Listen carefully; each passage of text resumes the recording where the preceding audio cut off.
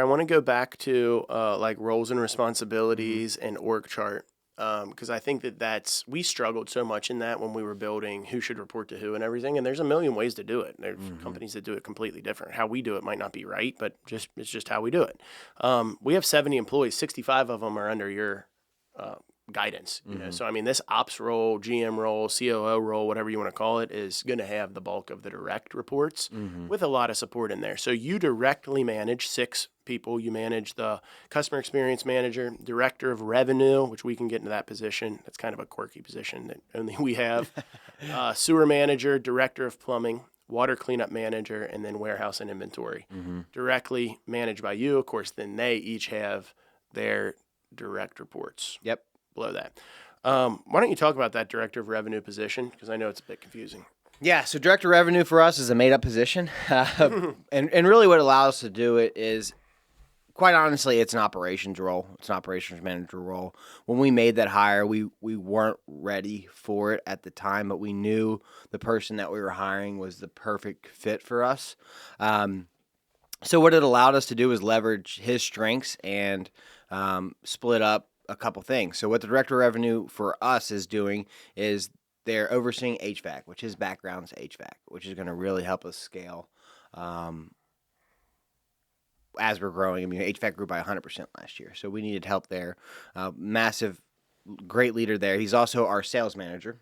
So that director of revenue eventually is going to go to ops manager, and then we'll hire a sales manager. This is the easiest way to look at it.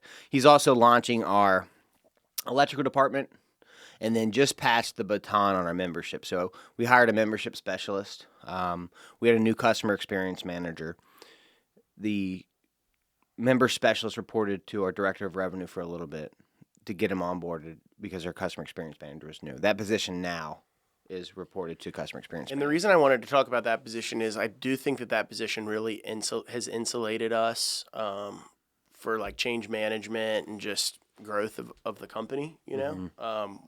We have never done a really good job we've always focused on the field for like when we're talking about staff, like future staffing and what's the word I'm looking for? Like the safety net if somebody leaves, you know? Oh, yeah, like I know what you're talking about. Prepping for in case people leave, right? So we've always had backups and plenty of people out in the field. If somebody leaves, we can audible, no problem. Yeah. But sometimes where we've had a lot of risk over the years is in our leadership team and in office staff.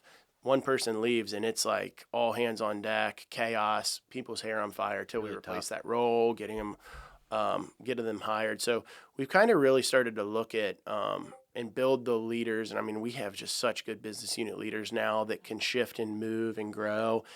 Corey, director of revenue, who came in, really insulates that on your role. He has a lot of operations experience.